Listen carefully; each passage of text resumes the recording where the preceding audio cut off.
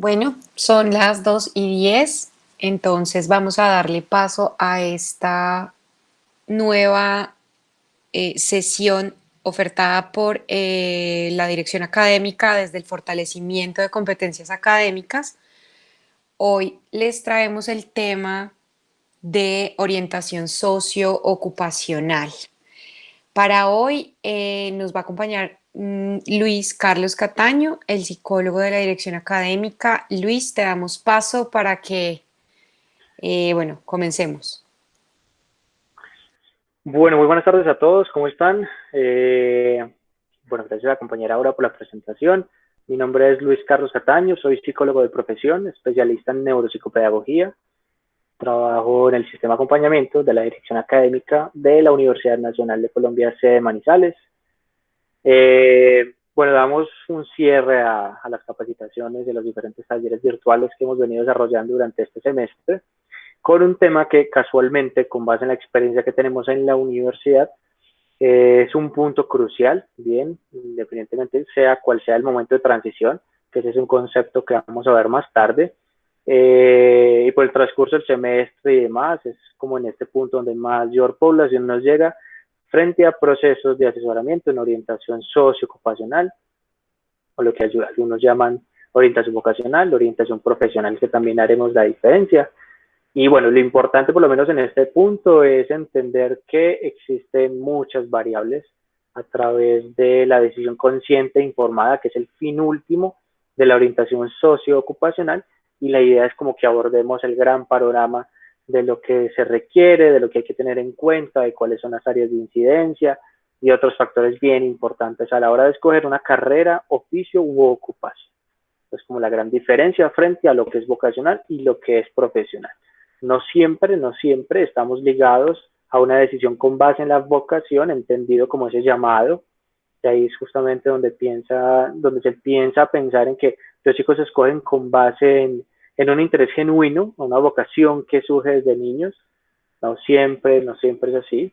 Dos, la orientación profesional estaba un poco más ligada con el contexto social, político y cultural del país, en donde se necesitaban unas profesiones en particular, pero no siempre estaba ligada con un gusto en particular. Y ahora lo que estamos intentando en medio de todo es que los chicos, a los chicos, cualquier persona que esté escogiendo carrera, oficio o ocupación, se involucre directamente en cualquier contexto social, cultural, político, económico. De eso se trata justamente la orientación socioocupacional. Entonces, a partir de aquí, la invitación es obviamente que ustedes se logran identificar con las características que tenemos proyectadas para hoy, y si lo consideran oportuno y necesario, pues obviamente por este correo cae-man@unal.edu.co, la dirección académica ofrece este servicio de forma gratuita con la intención de que ustedes nos puedan escribir, programamos un espacio y bueno, hablaremos ahora como cuál es la base de nuestras actividades. Eso por un lado. Entonces vamos a empezar oficialmente la capacitación como tal, este webinar, definiendo qué es una decisión. Entonces, para la RAE es una determinación definitiva según un asunto, un pendiente, una situación que se presente, que requiere firmeza, seguridad o determinación. Está bien, ¿cierto? Vamos a pensar de que cuando nosotros tomamos una decisión, pues intentamos hacerlo con esa seguridad, ¿cierto? Pero aquí en este punto también estamos en otra filosofía, en que no siempre hay ni decisiones buenas ni decisiones malas como tal. Es simplemente de que una decisión requiere de muchas otras variables a tener en cuenta. ¿Cuáles son las decisiones que tomamos al día? Infinidad de decisiones, desde qué comer, desde cómo vestirnos, desde las más complejas hasta las más difíciles, hasta algunas que pueden ser dicotómicas, pero todos los días estamos en función de tomar decisiones. Las decisiones empiezan a tomar un poco de impacto, sobre todo en los 1930, con el área de la economía, donde ellos decían, ok, ¿cómo puedo yo predecir de alguna u otra forma las decisiones de los compradores a la hora de mejorar los ingresos que tienen las diferentes empresas, sectores? ¿Cómo le vendemos justamente a la gente? Ellos cómo compran. Entonces hacían la diferencia entre expectativa y la decisión real, que era el producto como tal. Entonces, a partir de aquí, los economistas, desligados un poco del campo de la psicología, logran entender de que, ok, existen unas variables puntuales para identificar por qué se toman algunas decisiones, y la palabra clave para ellos era la utilidad. Desde la psicología se han planteado algunos focos. Acá hablaremos de dos enfoques en particular, uno un poco más ligado a la neuropsicología, el otro tiene que ver un poco más con el componente emocional, pero aquí ya nos muestra cómo las personas pueden tomar alguna decisión con base en lo que conocen o en lo que desconocen. También se tiene importancia, uno, el contexto, dos, la longitud y el impacto en el tiempo de esa decisión, pero también algunas decisiones que tienen que ver con la moral, con los estereotipos y con otras variables en particular. En este caso, ya la palabra clave viene siendo la emoción, lo cual logra agilizar o simplificar, de acuerdo a algunos teóricos, el proceso de toma de decisiones como tal. La primera teoría que vamos a plantear hoy, vamos a mencionar algunos conceptos básicos de neurociencia, vamos a ubicar ahorita como una especie de mapa, por así decirlo, en una infografía, cómo algunas zonas de nuestro cerebro nos permiten eso, facilitarnos la toma de decisiones y cómo influye. Y en este caso estamos hablando del sistema límbico, que es la unión, la relación de algunas estructuras, tálamo, hipotálamo y amígdala. En este caso, esta última mención regula todo lo que tiene que ver con el miedo y demás, pero técnicamente todas están relacionadas con la función de regular las emociones, pero también un poco de memoria, lo que tiene que ver con temas de hambre y los instintos sexuales y demás. Entonces, por este lado, el sistema límbico tiene una influencia directa, según las neurociencias, a la hora de tomar una decisión, pero también existe un sistema, un conjunto de transmisión de un neurotransmisor, la dopamina, y en este caso miraremos cómo esta influye directamente. En el caso de la motivación y el placer, digamos lo que es como la principal característica de la dopamina, logrando reforzar y suministrándonos una necesidad de, o un refuerzo positivo o de gozo frente a las actividades que realizamos, pero también en una zona prefrontal logramos darnos cuenta de que tiene una influencia directa frente a la memoria, frente a la atención y la resolución de problemas. Ya miraremos puntualmente como cuáles son algunas funciones que están relacionadas directamente con los lóbulos prefrontales. En este caso, existen, digamos, lo que diferentes áreas dentro de esa corteza prefrontal. Normalmente está asociada con la atención, con la memoria, con la inhibición y el comportamiento social, motivación, personalidad, pero una de las funciones que lo caracteriza son las funciones ejecutivas, que son aquellas que nos permiten planear, organizar, tomar decisiones y un poco más relacionado con esta parte de la metacognición, que se resume como en dos palabras muy, muy puntuales, y es como el control y la supervisión. No solo el aprendizaje, sino también de la conducta, el comportamiento y demás. Voy a hacer la diferencia de lo que es más inferior en estas zonas, en este caso la corteza prefrontal de orden inferior o ventral, está relacionada directamente con la percepción de las emociones, con la motivación, incluso es parte o está conectada con ese sistema límbico, por ende se habla justamente de que en esta zona prefrontal recibe y comunica muchas de esas señales de ese sistema límbico. En lo medial ya estamos en el control y la inhibición de nuestro comportamiento según un contexto, con la intención de identificar, entre comillas, lo que es aceptable o no. Y en la parte más superior, más cercana al neocórtex, ya procesa toda la información cognitiva, es la parte como más racional, por así decirlo, en este procesamiento del cerebro, y nos permite solucionar estos problemas, planificar, memorizar, formar ideas, y como algunos lo llaman, es como la voz consciente de nuestro cerebro, es la parte más racional de todas.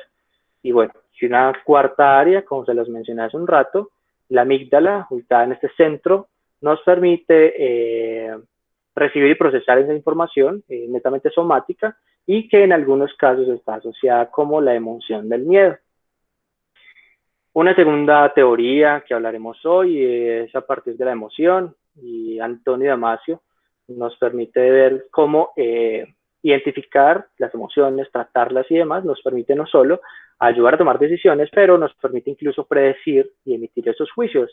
Es algo que él denomina como el marcador somático, y es una serie de cambios a nivel fisiológico que presenta cada uno de los sujetos con la intención de reflejar justamente cómo puede o no anticipar o resolver o las características que puede tener una decisión o antes de una decisión. Es como una especie de medidor justamente.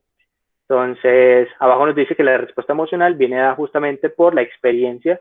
Acá es muy importante darnos cuenta que una decisión requiere no solo de un contexto, que es muy importante, requiere de los acontecimientos que han tenido los sujetos antes de su vida, su experiencia como tal, pero como también nos estamos dando cuenta, existen otras zonas puntualmente en el cerebro que nos permiten eso, facilitar y entender cómo la toma de decisiones. Claro, por supuesto es complejo, pero lo que intentamos es encontrar una relación entre ese componente de la organización, planificación, un poco más desde la razón, pero que también la emoción juega un papel muy importante. En esta frase resumimos el pensamiento que Damasio tiene frente a la emoción y la toma de decisiones, y es que un cerebro es incapaz de sentir, un cerebro es incapaz de decir. Ambas están conectadas. La emoción como guía de decisiones, entonces acá nos está mostrando es que obviamente a la hora de yo tomar una decisión, está ligada directamente con una acción en particular, pues yo puedo simplemente tener algunos comportamientos, que puede ser o la habitación o la aproximación. Dentro de las recomendaciones que siempre se hablan, con base en las tres palabras que mencioné ahora, el contexto, las experiencias y este componente desde la emoción y las neurociencias en general, pues podemos encontrar obviamente un patrón conductual, algo un poco más automatizado frente a esa toma de decisiones, pero que de alguna u otra forma la decisión o la emoción, como se conoce normalmente, nos permite movernos, es a partir de la etimología, y sería muy interesante poder conectar, por supuesto, una decisión con una acción en particular. Bien, entonces ya sabemos que la decisión tiene una carga emocional y tiene otros componentes en particular. La idea, por supuesto, es tener una aproximación y por ende una acción en particular. Abajo estamos colocando un ejemplo de cómo ciertas características medioambientales logran generar un cuadro de estrés, bien, entendido como ese aumento de la actividad fisiológica que nos permite obviamente tener entonces un incremento de la amígdala, como les mencioné ahora, y a partir de ahí entonces podemos simplemente desconectarnos de alguna u otra forma con ese procesamiento en todo lo relacionado con lóbulo prefrontal, algo un poco más desde la planificación, resolución de problemas, en fin. Por eso hablamos de la idea es encontrar un equilibrio. Y de acuerdo a nuestras experiencias anteriores, entonces nosotros podemos tomar una decisión incluso antes de que ésta logre llegar a la conciencia.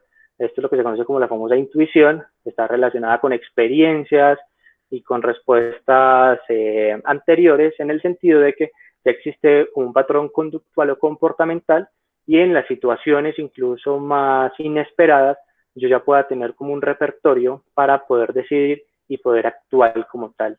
El caso que siempre ponen es en el caso de algunos accidentes de tránsito, por poner un ejemplo, donde yo no tengo cómo planear o ser racional en ese momento, existe obviamente algo en nosotros que nos permite actuar de forma imprevista con base en ese repertorio que ya tenemos. En este caso, para cerrar un poco el tema de emoción, de neurociencias y demás, pues claro que las emociones tienen obviamente un impacto directamente relacionado con las decisiones, con la intención de que podamos tener varias opciones, por supuesto no siempre tenemos una sola opción, y a partir de ahí yo pueda entonces estructurar una acción, una respuesta determinada, según el contexto, según las actividades que yo desempeño diariamente y demás. Y aquí, bueno, lo que ahorita hablaba de las respuestas que ya vienen como anticipadas o como preinstaladas, por así decirlo, que ya está en nuestro repertorio, este sistema práctico lo que nos muestra o lo que nos requiere es una velocidad del procesamiento rápida y eficaz con base en esas memorias que ya están almacenadas, que ya son recuerdos como tal, y no, obviamente nos sirve también como predictor con base en las decisiones que yo pueda tomar en un futuro. ¿Por qué estamos haciendo énfasis en cuáles son los factores que están detrás de una decisión? Porque el fin último de la orientación socioocupacional es la toma de decisiones informadas y racionales. ¿Qué es lo que nosotros intentamos hacer? Y es un asesoramiento y un acompañamiento a adultos y jóvenes, esto propiamente no tiene una edad en particular, porque ahorita miraremos cuáles son esos momentos de transición en los cuales la orientación tiene un impacto directo, pero buscamos obviamente acompañarlos a ustedes, público en general, a tomar conciencia, por así decirlo, a través de la información en las diferentes actividades que realizamos en 3 grandes áreas de incidencia. La primera, la miraremos luego, autoconocimiento, que se traduce en el reconocimiento de lo que me gusta, de lo que no me gusta, de mis habilidades, de lo que siento que tengo que trabajar, potenciar, mejorar, relacionado incluso con mis deseos, con mis aspiraciones, en fin. 2, mundo del trabajo, y es esa comparación, el conocimiento que yo tengo del sector educativo, con la intención de comparar oportunidades de formación. Y en un tercer gran momento, no está primero uno ni el otro, por eso digo que el fin último es que ustedes se vinculen en cualquier contexto social, político, cultural, es conocimiento del sector laboral o productivo. En este caso en particular, pensemos con base en lo que nosotros hacemos dentro de la universidad. Existen diferentes momentos de transición. Para el caso de los chicos que están entre educación media, 10º y 11, estaríamos pensando en el primero, ¿qué hago después del colegio? ¿Y después del colegio qué? ¿No? La pregunta que siempre les planteamos. Pensemos de que ya hay una vinculación en cualquier programa de educación, en educación superior, técnico, tecnológico, universitario.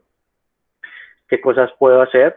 Si el chico ya está vinculado directamente en una carrera, oficio, ocupación, entonces puede aparecer un segundo momento, famoso crisis de carrera. Ahorita haremos énfasis en un breve cuestionario para saber si nos identificamos, pues ya aparecen nuevamente los correos en los cuales podemos brindarles el acompañamiento y la asesoría. Pero cuando aquellos que ya están terminando o no, por ejemplo, su formación, ya puedo estar pensando en, ok, y después de la universidad, ¿qué? ¿Cómo funciona justamente ese mercado laboral? Bien, ¿cómo funciona un perfil profesional? ¿Cómo se construye? ¿Qué es lo que el medio está necesitando? Con la intención de que cuando yo ya esté vinculado pueda incluso aprender de forma permanente y constante, pero entiendo también de que el trabajo tiene sus propios cambios, sus propias dinámicas.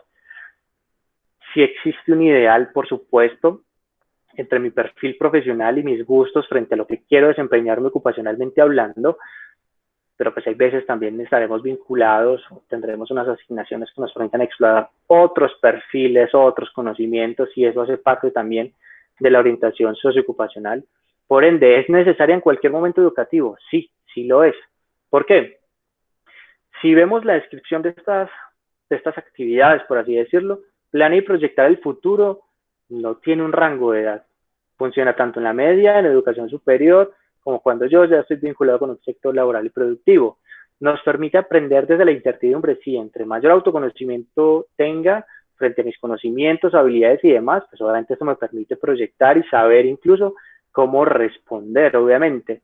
Aprender bueno, parece fracaso, me gusta un poco más de hablar de esas oportunidades y otro de aprendizaje, bien, tanto lo positivo como en algunas cosas que puedan trabajar, se puedan hacer mejor, que aprenda a equivocarme, claro está, pero lo más importante, creo que de todo, es poder expresar abiertamente cuáles son cuáles son mis deseos, mis creencias frente a lo que yo sé, lo que me gusta, y cómo eso lo puedo proyectar directamente en un sector laboral o productivo. ¿Cuáles vendrían siendo las áreas de incidencia o los componentes importantes en la orientación socioocupacional? Vamos a mencionar 3 en particular, como ya se los mencioné hace un rato: autoconocimiento, mundo de la formación, mundo del trabajo. El primero, en el cual hacemos mucho énfasis, si yo logro responder la pregunta quién soy frente a gustos, intereses, estilos de aprendizaje, habilidades, reconocer también cuáles puedo trabajar, potenciar, cuáles son aquellas competencias que incluso al conocer el perfil profesional puedo comenzar a trabajar y desarrollar, es más que clave. Esto es la esencia como de los acompañamientos y el asesoramiento que le brindamos a los estudiantes de la sede, y es lograr conocer con base en unos instrumentos, entrevista y otras actividades más, quiénes son justamente de acuerdo a estilos, intereses, gustos, lo que no les gusta, motivación, desmotivación, en fin. Un segundo momento, como nos muestra la imagen, es explorar entonces cómo funciona el mundo de la formación, cuáles son los diferentes niveles o tipos de educación superior que tenemos, tener presente la diferencia entre lo técnico, lo tecnológico, lo universitario, en temas de tiempo, en temas de profundización, en temas de costos, por supuesto, que es privado, que es público, proceso de admisión, financiación, ICETEX, generación de todas las características, toda la información en realidad que nos permita conocer ese antes y durante, después de la toma de decisiones, incluso comparar perfiles ocupacionales en este punto. Les pongo el ejemplo siempre a los chicos en decir, aquí en Manizales, ejemplo, tenemos 4 o 5 universidades que nos permiten entender, ofertan administración de empresas. Muy bien, entonces, técnicamente es el mismo título que yo voy a tener en el transcurso de 10 semestres, 5 años en promedio. Si el título es el mismo, si yo logro hacer el comparativo entre lo que puede ser público-privado, entre las mallas curriculares, entre las rutas de formación profesional, eso de alguna u otra forma me permite darme cuenta, como lo hemos mencionado, con base en mis gustos e intereses, si puedo o no desarrollar esas competencias, si las tengo que trabajar, si me llama o no la atención, si el énfasis en esta es más mercadeo, si en la otra es un poco más gerencial o humano, pero yo tengo otras expectativas, necesidades y demás, esto hace parte de este mundo de la formación, este conocimiento. Y en un tercero, que claramente no hay que pensar en 1, 2 y 3, hay chicos que de alguna u otra forma quieren vincularse a un sector laboral y productivo, sea teniendo o no un título universitario, y conocer justamente cómo funciona el sector laboral y productivo del país, con lo que tiene que ver con enganche laboral, con lo que tiene que ver con vinculación laboral, que son dos términos diferentes, claro está, pues nos permite ampliar un poco más el panorama. Bien. En resumen, lo que intentamos es encontrar un equilibrio entre los deseos, las creencias y las oportunidades. Los deseos, lo que yo siempre he querido hacer, aspiraciones, este tipo de actividades que de alguna u otra forma siempre me han gustado y me generan una especie de pasión o vocación particular. Las creencias es que en la medida que yo tenga información frente al autoconocimiento, formación y trabajo, pueda, ¿cómo llamarlo? Como contrarrestar un poco los comentarios que surgen, que siempre surgen del otro frente a lo que escuchamos normalmente en las visitas a los colegios, que estudie esta carrera que da plata, no estudie esta que no da plata, estudie esta que lo puede vincular más rápidamente en lo laboral, con esta no va a poder conseguir nunca empleo, esta carrera es muy fácil, esta carrera es muy difícil. Hemos escuchado también, estudie esto o no estudie porque es para hombres y para mujeres, eso aún sucede. Y lo que estamos intentando es de alguna u otra forma o crear nuevas oportunidades o aprovechar las que el medio ya tiene. Bien, entonces por eso intentamos de alguna u otra forma encontrarle un equilibrio. Para este año ya salieron cifras. El sistema de prevención en deserción de las instituciones de educación superior ya tiene un volumen 3 en donde se pueden consultar de alguna u otra forma, pero bueno, la página ha estado como que aún molestando, mantenimiento y demás. Compartiré cifras de 2017, técnicamente son cada 3 años. Tengo algunas de 2018, pero la idea es poder actualizarles y compartirles frente a lo que tiene que ver con deserción. Bien.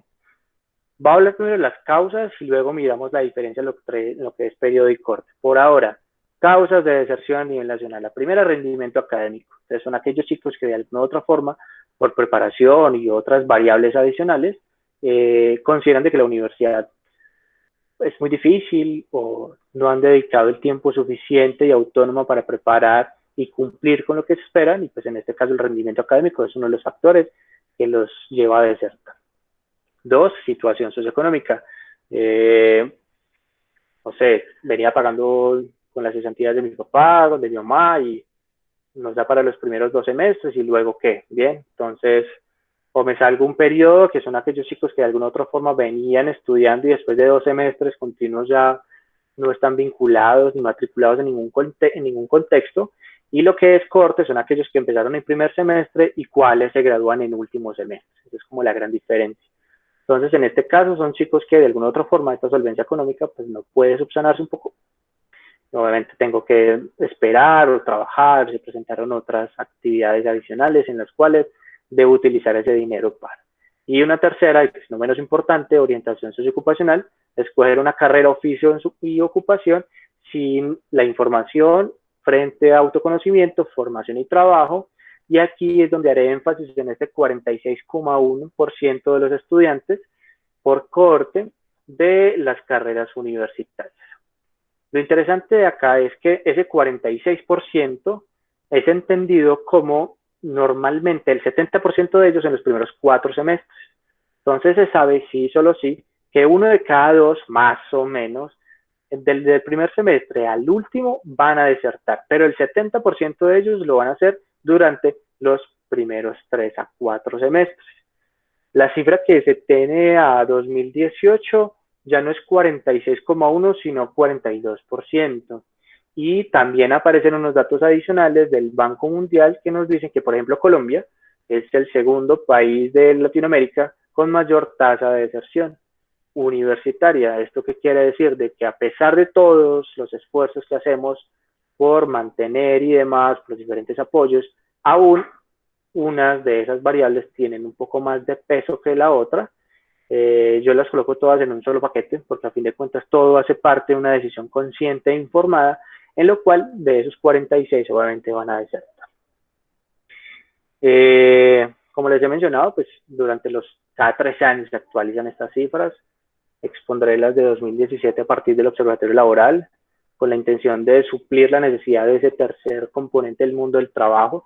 Y lo que nos muestra acá son algunas cosas puntuales. Ejemplo, hay más mujeres graduadas que hombres en todos los niveles de formación. Obviamente hay más mujeres que hombres, pero lo que nos muestra es que esto sucede normalmente en programas técnicos, tecnológicos y universitarios, con excepción de los doctorados. Doctorados, si hay mayor tasa de matriculados y egresados que son hombres. Segundo, aquí es mostrar de que la educación superior sí ha tenido, y esperemos, por supuesto, tenga la misma acogida, en el sentido de que durante el 2016 había 417,000 graduados frente a 2007 que hubo 189,000, es decir, hay un incremento del 120%. Pero no es solo eso, a pesar de que las cifras de desempleo varían y otras cosas que sabemos, claro está, esa vinculación laboral a 2017 supera el 76%, pero lo interesante es que aquellos que tenían un posgrado lograban vincular o aumentar mejor esa vinculación laboral a un 90%. Cuando estamos explorando todo lo que tiene que ver con ofertas, demanda en educación superior, programas técnicos, tecnológicos, universitarios, en fin, es importante obviamente el reconocimiento que el Ministerio hace frente a la acreditación de las instituciones de educación superior, ya que, de acuerdo a los datos, hay más vinculación laboral de aquellos egresados de una institución que tiene acreditación de alta calidad, de aquellos que no, 84 sobre 78, y no solo eso, los salarios también aumentan 37% más entre los que son egresados de instituciones acreditadas de aquellas que no. En el caso de la nacional, por supuesto, tanto la sede como todos sus programas tienen el certificado. Y incluye este dato también, ya que tenemos un programa de administración de empresas, una facultad de administración, que lo que nos dice que por lo menos del 80% de esos egresados de áreas del conocimiento como Bellas Artes, Economía, Administración, Contaduría y afines logran conseguir empleo en la misma zona en la cual realizaron sus estudios, a diferencia de ciencias de educación, ciencias de la salud. El 40% de ellos tuvieron que buscar empleo en otra ciudad diferente a donde estudiaron. Entonces, sí hemos llegado a este punto y siento que necesito un asesoramiento, un acompañamiento frente a lo que tiene que ver con orientación socioocupacional. Esto es un breve test, por así decirlo, del Manual Rutas de Vida del Ministerio de Educación Nacional, que son como los lineamientos que nos dan la pauta para realizar nuestras actividades de orientación socioocupacional en cualquier contexto educativo. De lo que vamos a entender aquí es que no solo está implícito las 3 áreas, por supuesto, sino que si yo logro identificarme con la mayoría de indicadores, pues para eso al final aparecen nuevamente los correos con la intención de que ustedes puedan aprovechar este servicio. Claro está. Entonces, desde la primera, estoy descubriendo que mi carrera o mi institución educativa no era lo que pensaba. Esto sucede a partir, por supuesto, del desconocimiento o la poca información frente a las modalidades de educación superior, frente a la diferencia que tienen los programas curriculares, frente a su objeto de estudio, rutas curriculares, perfil profesional y demás. Por supuesto, estoy vinculado en una carrera que no sabía, que no conocía y que no tenía la mayor.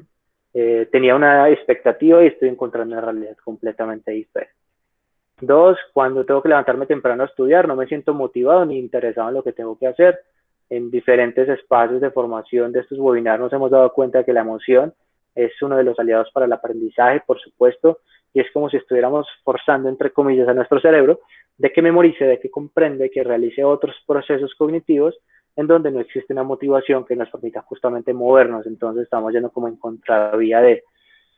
3, cuando tengo que instruir materias al inicio del semestre, ninguna me llama la atención. Conectado un poco con lo de arriba. Voy semestre a semestre, dándome cuenta de qué materias puedo escoger, ¿bien? Pero no propiamente bajo una línea curricular en la cual me quiera formar o porque en su defecto la conozco y no me gusta, porque siento que quizás otro programa, aunque tenga el mismo título profesional, cumple más con mis expectativas. El problema es que no sabía, no me había dado cuenta que el otro programa tiene una base más A, pero a mí me gusta más B, entonces esto logra confundir y bueno, decepcionar un poco, entre comillas, estas creencias que tienen los chicos frente a la formación en educación superior. O por el contrario, de acuerdo a esta riqueza cultural, me estoy dando cuenta de que lo que estudian otras personas es más interesante, me está gustando más, chévere lo que hacen en el programa A, B y C, quisiera estar en su lugar o quisiera estar interesado en conocer un poco más. La 5, me siento inseguro, quizás no tengo las capacidades que se requieren para estudiar esta carrera. Miremos esto desde 2 variables. Una, técnicamente las habilidades y las competencias están ligadas directamente a un contexto.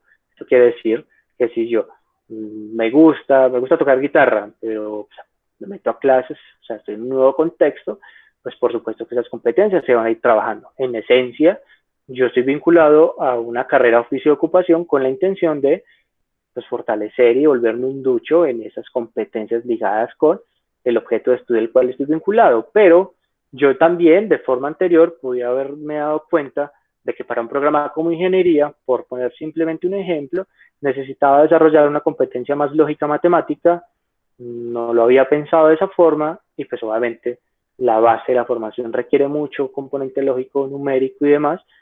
No me había preparado lo suficiente y pues no sé qué quieren decir, me costará, no lo sé, puede ser o no, eso depende de cada estudiante y las estrategias de aprendizaje autónomo que también hemos mencionado acá, pero es parte también de uno del desconocimiento y 2 como de la motivación y el empeño que yo pueda tener. Con las 6 me duermo en las clases, siento que los temas me resultan indiferentes o intrascendentes. Aquí estamos bajo una posición en la cual su docente, de acuerdo a su libertad de cátedra, considera importante incluir unos temas para la formación profesional de cada uno de sus estudiantes. Otro tema diferente es que yo siento de que eso no me gusta. Entonces ya es otra historia. La 7, me genera angustia no tener claro las posibilidades de trabajo con el título que voy a obtener. Muchos de los chicos en primer semestre no tienen idea de las actividades de este perfil profesional. No es lo que han escuchado, pero cuando se dan cuenta, por ejemplo, con las materias que se llaman introducción a la ingeniería tal y demás, ok, o corroboro la información o estoy descubriendo la ocupación laboral de un programa como este. Ahora, conectándolo con la pregunta número 8, no, en realidad no me gusta. Si tengo conocimiento, lo que pasa es que no me llama la atención. Mis expectativas son completamente diferentes y siento que en este programa no las puedo cumplir. Entonces, el servicio de apoyo en orientación está enfocado obviamente con estos 3 componentes, pero entonces intentamos hacer lo siguiente. Frente a autoconocimiento, utilizamos algunos instrumentos para identificar factor motivación o desmotivación, frente a carrera, oficio, ocupación. Intentamos descubrir rasgos de personalidad, de estilos de aprendizaje y otras actividades relacionadas justamente con entender, uno, ese autoconcepto, y dos, también entendemos que hay un 30% de la población que es foránea y que obviamente el contexto es diferente, tradición y demás, la adaptación es un paso importante y intentamos obviamente nivelar como esa carga frente al servicio que nosotros tenemos, alianza con acompañamiento integral. En un segundo momento, con base en los resultados, entonces hacemos un análisis de la carrera oficio ocupación que estudiamos actualmente, buscamos alternativas similares, pensando en homologaciones, equivalencias y demás, o por el contrario, simplemente exploramos otras oportunidades con base en los gustos, con base en los estilos de aprendizaje, con base en la necesidad real que cada uno de nuestros estudiantes tengan. Y en un tercero, pues mostramos en las diferentes páginas lo que tiene que ver con vinculación laboral, enganche laboral, cómo funciona el sector laboral y productivo de unas carreras, oficios, ocupaciones, en donde podemos encontrar no solo los datos que ya mencionamos anteriormente, sino otros relativos a otras posibles decisiones que el estudiante pueda contemplar. En este punto, bueno, como les mencioné al inicio, damos una especie de cierre por este semestre a las diferentes capacitaciones y espacios de formación que hemos tenido sagradamente todos los lunes a las 2 de la tarde. La dirección académica dentro del sistema de acompañamiento, realizamos diferentes actividades en pro del fortalecimiento de las competencias de los estudiantes, no solo en la orientación socioocupacional, que es una de las varias actividades que realizamos, sino que durante estos 2 meses, casi 3, hemos podido hablar de hábitos, técnicas de estudio, estilos de aprendizaje, inteligencias múltiples, algunas estrategias que nos permiten mejorar procesos cognitivos como atención, memoria, razonamiento. Hemos hablado de cuáles son aquellas pautas o recomendaciones con la intención de potenciar o trabajar la distribución del tiempo y por ende vencer la procrastinación. También lideramos el seminario de inclusión en la vida laboral, que también está colgado en nuestras redes, como les hemos venido contando.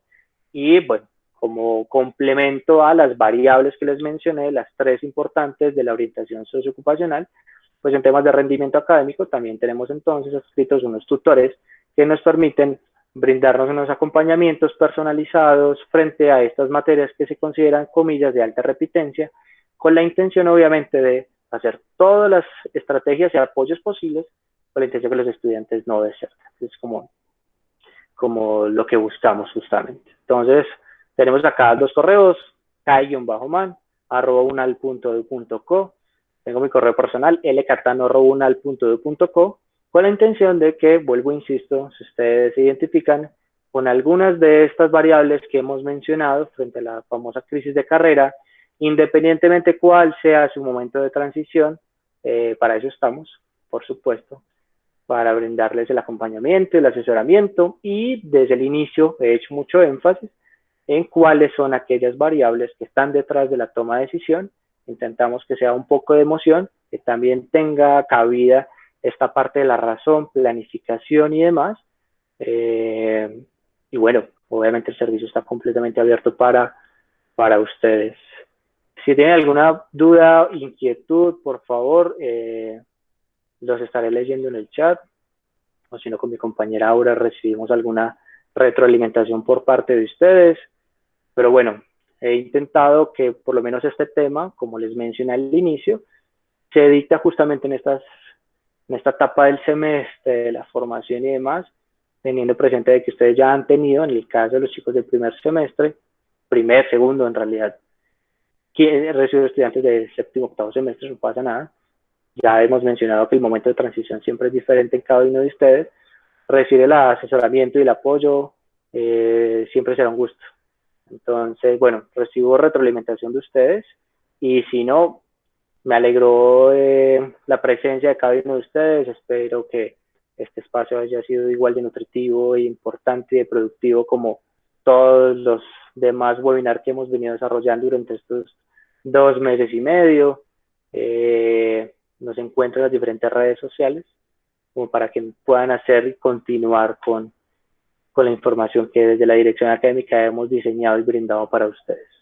Entonces, no teniendo, bueno, interacción acá en el chat, compañera Aura, no sé si No sé si tengas alguna duda o complemento Eh, frente a lo que estamos haciendo, y si no, Fíjate que por ahora tenemos solo dos comentarios. Uno que nos hace Natalie Santa Giraldo, nos dice que es súper importante el tema. Nunca es tarde para repensar lo que queremos hacer. Y pues Vicente Ortega que nos agradece, te agradece particularmente. Nada, no, pues para agregar, no, creo que tú lo has dicho todo. Este servicio de fortalecimiento de competencias académicas es toda una estrategia que incluye, como lo ven en la presentación última, una serie de acciones que adelantamos para que el tránsito por la universidad sea lo más cómodo posible para, ¿cierto?, todos nuestros estudiantes y la comunidad, pues para toda la comunidad universitaria. sí, total, pues para eso está pensado y por Ujú. eso, si nos volvemos aquí un poco rápidamente a los momentos de transición, esperamos que cualquier persona que se identifique de acuerdo a los componentes, al equilibrio, al cuestionario, a lo que está detrás de una decisión que se emocione razón, pues bueno, para eso estamos justamente. Entonces, bueno, agradecemos a Natalie y a Vicen por sus comentarios y participación. Y bueno, no siendo más, un saludo a todos, que estén muy bien y nos estaremos viendo. Hasta la próxima.